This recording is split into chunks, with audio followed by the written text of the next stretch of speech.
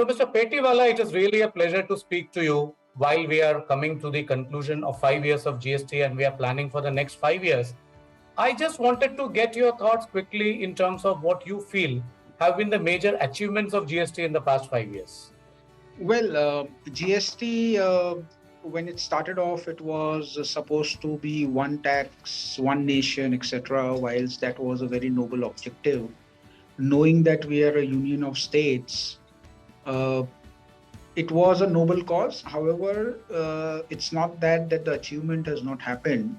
At least it has streamlined the processes or actually got people to think on streamlining the processes, getting automation in place, moving more towards a digital economy. So, yeah, whilst any new law, by the time it settles out, by the time, things even out, for example, even the Income Tax Act of 1961 still has its own litigation, still has its own interpretations. To trying to say within 5 years, a tax law would stabilize in a country like India is not an ideal scenario. So, yes, there has been a progress. Achievements, we are yet to reach achievements, but yes, there have been a progress, and I would say positive progress. Towards that. And Understand.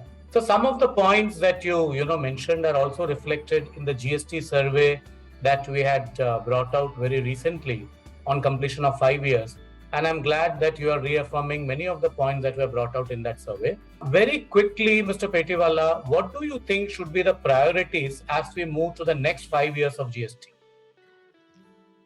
The priority, I would say, is trying to work more towards, inclusiveness. So basically, whilst of course, it would be very blunt to say it, but somebody needs to say it types. The point is that the traditional way of thinking that the taxpayer is trying to, evade taxes, that approach which has been there, and I would say it's not for like wrong reasons, but that's how, the total, taxpayers base in the country is.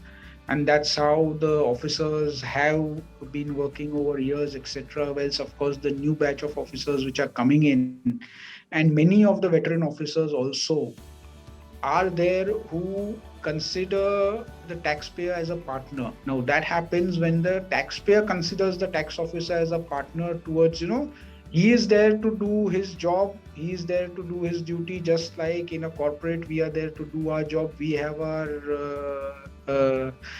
KPIs. He also has his KPIs. So once, if both of them work like partners, just as in a corporate environment or etc., one would work, saying, okay, he's part of another team, you are part of a team, both need to work together to a common objective.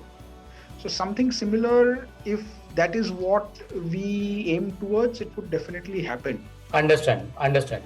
So you make a very good point that there should not be an adversarial relationship between the taxpayer and the tax authorities. Thank you very much, Mr. Petiwala, for your time. I hope that you have liked the fact that Deloitte has come out with a GST survey.